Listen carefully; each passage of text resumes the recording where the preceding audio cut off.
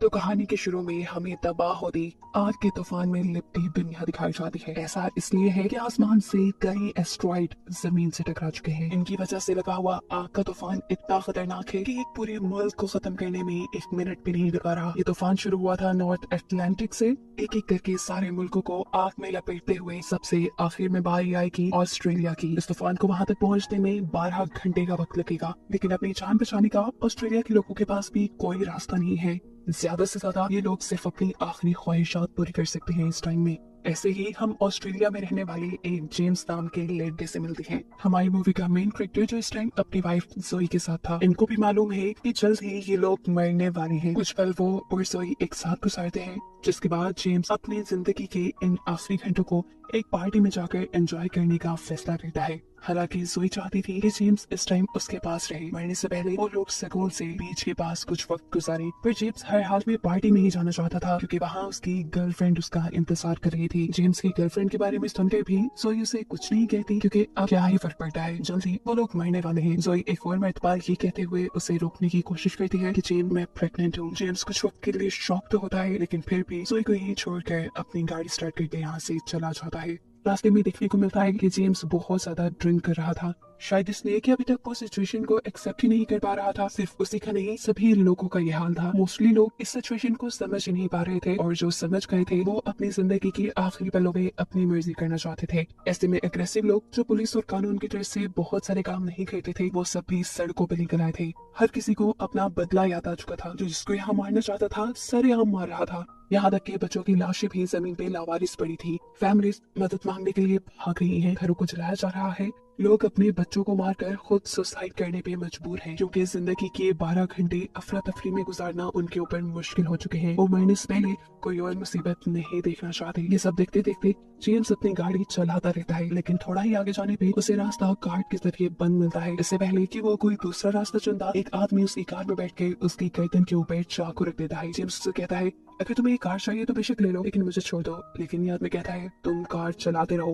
वो पागल आदमी सामने एक आदमी का पीछा कर रहा था। उस आदमी के दिखते ही यह आदमी कार से उतर कर उस आदमी को बेदर्दी से चाकू से मार डालता है। न जाने उसने इस आदमी से क्या बदला लेना था। जेम्स जानता था कि अब उसके बाद वो पागल आदमी जेम्स को भी मार देगा। अपनी जान बचाने के लिए वो अपनी कार छोड़कर यहाँ से भाग जाता है। वो आदमी भी पागलों की तरह उसका पीछा कर रहा था, लेकिन जेम्स भागते हुए एक कार के नीचे छुप कर अपनी जान बचाता है। जिस कार के नीचे छुपा था वो इसके जरिए भाग भी सकता था, पर उसकी बदकिस्मती कि ये कार लॉक थी। एकदम से उसने देखा कि उसके सामने एक वैन आकर रुकी है, जिसके अंदर से 2 आदमी एक बच्चे को निकालते हैं। जरूर वो उसे किडनैप करके लाए थे और जबरदस्ती उसे घर के अंदर लेकर जा रहे थे, उसे अब्यूज करने के लिए। बच्ची जोर जोर से चिल्ला रही थी। जेम्स को उस बच्ची से कोई लेना देना नहीं था। वो तो सामने वालों की वैन लेकर यहाँ से भागना चाहता था, लेकिन बच्चे की रोती चिल्लाती आवाजें उसे आगे बढ़ने ही नहीं देती। अब वो इन्हीं की वैन में से हथौड़ा उठाता है और घर के अंदर चला जाता है। पहले आदमी को वो इस हथौड़ी से मार चुका था, लेकिन दूसरे आदमी को मारना आसान नहीं था। इस बॉडी बिल्डर इंसान ने तो उल्टा जेम्स को ही अपने नीचे दबा लिया था। इससे पहले कि वो जेम्स का एक लकड़ी के जरिए दम खोलते हुए उसे मार देता, जेम्स अपनी अकल का इस्तेमाल करते हुए न सिर्फ अपने आप को छुड़वाता है, बल्कि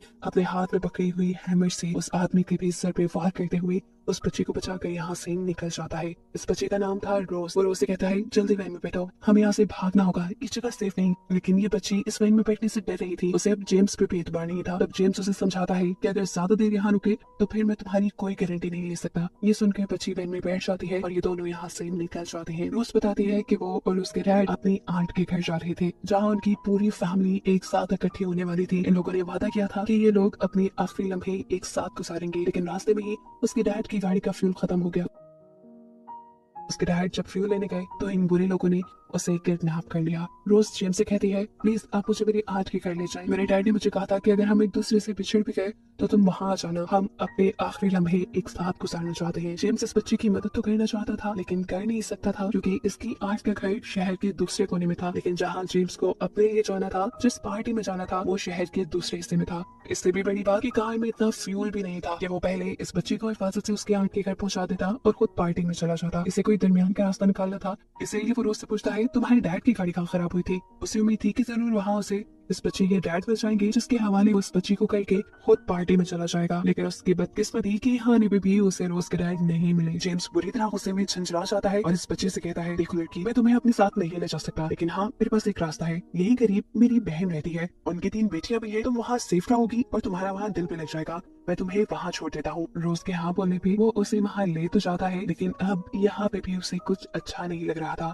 क्योंकि उनका घर अनलॉक था और डोर नॉक करने पे भी वहाँ कोई नहीं आया। वो जब सीढ़ियों के पास गया तो ऊपर से पानी आ रहा था। कुछ गड़बड़ महसूस होने पर जैसे ही वो ऊपर गया तो उसे पता चला कि उसकी सिस्टर और उसके हस्बैंड दोनों ने ही सुसाइड कर ली थी, और सुसाइड करने से पहले उन्होंने अपनी तीनों बेटियों को भी मारकर घर के बाहर दफना दिया था। जेम्स इस टाइम बिल्कुल टूट चुका था। अब अपने ऊपर से कंट्रोल खोते हुए वो तेजी से घर से बाहर आ जाता है और अपनी बहन की कार लेते हुए यहाँ से जाने लगा था कि तभी रोज भी आकर उसकी कार में बैठ गई और वो कुछ भी नहीं बोला। रास्ते में उसने देखा कि एक पुलिस ऑफिसर अपनी कार में एक फैमिली को लेकर लाइब्रेरी के पास आया है। जेम्स सोचता है क्यों ना वो रोज को इस पुलिस ऑफिसर को दे दे, इसलिए वो भी रोज को लेकर लाइब्रेरी के अंदर चला जाता है। लेकिन वहाँ जाते ही वो सुन हो गया ये देखकर कि ये पुलिस वाला भी अपनी फैमिली के साथ साथ अपने आप को भी खत्म करने के लिए यहाँ आया था। वो जेम्स से रिक्वेस्ट करता है, प्लीज तुम हमारे पे एक एहसान करो, तुम हमें मार डालो। लेकिन जेम्स ऐसा नहीं कर पा रहा था। जेम्स के मना करने पे ये पुलिस ऑफिसर कहता है, अच्छा तो बस इतनी सी फेवर दे दो, उसे ये कहता हूँ कि जो भी मैं करने जा रहा हूँ तुमने मुझे इसके लिए माफ किया। जेम्स भी ये कह देता है और रोज के साथ लाइब्रेरी से बाहर निकल जाता है, जिसके बाद ये पुलिस ऑफिसर अपनी पूरी फैमिली के साथ अपने आप को खत्म कर देता है। जेम्स के पास अब कोई रास्ता नहीं था, इसलिए वो रोज को लेकर पार्टी में आ जाता है। ये पार्टी सिक्योर गेट्स के अंदर हो रही थी। उसे एंट्री इसलिए मिल गई क्योंकि पार्टी का होस्ट उसका फ्रेंड था और उसके दोस्त की बहन ही असल में जेम्स की गर्लफ्रेंड थी। पार्टी के अंदर भी कुछ अच्छा माहौल नहीं था। लोग नशे में पागलों की तरह नाच रहे थे, जैसे वो मौत का गम भुला रहे हों। बहुत से लोग तो नशे की ओवरडोज की वजह से मारे भी जा चुके थे। इस सारे माहौल में रोज अपने आप को काफी अनकंफर्टेबल महसूस कर रही थी, इसीलिए वो जेम्स का हाथ जोर से पकड़ लेती है और तभी उसके पीछे एक लड़की आ जाती है। ये लड़की रोज को एक दूसरे नाम से पुकार रही थी। इस लड़की की दिमागी हालत ठीक नहीं है। ऐसा लग रहा है कि शायद उसकी बेटी गुम हो गई हो और वो रोज में अपनी बेटी ढूंढ रही थी। किसी तरह जेम्स इस लड़की से रोज का पीछा छुड़वाकर उसे आगे ले जाता है और फाइनली पूल के अंदर उसे अपनी गर्लफ्रेंड मिल जाती है। अब ये दोनों रोज को इसी पूल में छोड़कर खुद रूम में चले जाते हैं। यहाँ पर जेम्स की गर्लफ्रेंड मस्ती करना चाहती थी, लेकिन जेम्स का ऐसा कोई मूड नहीं था। उसका मूड बहुत ज्यादा खराब था। वो बहुत डिप्रेस था क्योंकि अभी वो इतनी सारी मौतें देख कर आया था, जिसमें उसकी बहन की भी मौत थी। वो ये सारी बातें अपनी गर्लफ्रेंड को बताता है, लेकिन उसकी गर्लफ्रेंड तो इन सारी बातों पे ध्यान ही नहीं देती और कहती है, तुम ये बातें मुझे क्यों बता रही हो?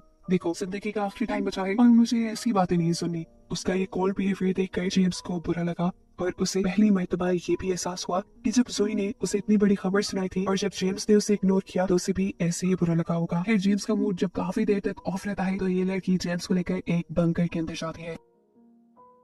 इस बंकर के अंदर बहुत सारा खाना और कुछ बेड्स थे। ये लड़की बताती है, देखो जेम्स, हम इस बंकर के अंदर रहेंगे। इस बंकर के अंदर 1 साल का खाना है और वो सारी सहूलतें है जो एक इंसान को जिंदा रहने के लिए चाहिए। अब दुनिया चाहे तबाह हो भी जाए, हम तो इस बंकर में जाकर छुप जाएंगे। ये लड़की शायद पागल हो गई थी। जेम्स उससे कहता है, होश में तो हो, ये जो फायर स्टॉर्म आ रहा है इससे इतनी आसानी से बचा नहीं जा सकता। चाहे तुम जमीन के कितने ही हजारों मीटर नीचे बंकर क्यों ना बना लेती, ये फायर स्टॉर्म तुम्हें फिर भी मार डालेगा। जेम्स के मुंह से ये बातें सुनकर तो ये लड़की भी खौफ में आ गई और तभी इस लड़की का भाई भी यहाँ आ गया। हमें पता चला कि इस लड़की को मौत से डर लगता था, इसीलिए उसके भाई ने अपनी बहन से ये झूठ बोला था ताकि दुनिया खत्म होने से पहले एटलीस्ट वो पैनिक ना करे। और अब क्योंकि जेम्स ने इस लड़की को सारी हकीकत बताती थी, इसीलिए इस लड़की का भाई ये नहीं जेम्स का दोस्त उसे मारने के लिए पीछे पड़ जाता है। अपनी जान बचाने के लिए जेम्स भागकर बाहर आ गया। बाहर जाते ही उसने जल्दी से रोज को ढूंढा, जिसे लेकर वो यहाँ से जल्द बाहर जाना चाहता था, लेकिन वो तो उस लड़की के हाथ में वॉमिट कर रही थी जो लड़की उसे अपनी बेटी समझ रही थी। असल में सेरा ने उसे ड्रग्स देती थी, जिसकी वजह से ही रोज का ये हाल हो गया था। जेम्स यहाँ इस लड़की सारा को बहुत ज्यादा डांटता है और रोज को पकड़कर भागने लग जाता है कि ये लड़की रोज को लेने के लिए उसके पीछे पड़ जाती है और अब उसके सामने आ जाता है उसका दोस्त। बेचारा जेम्स फंस चुका था,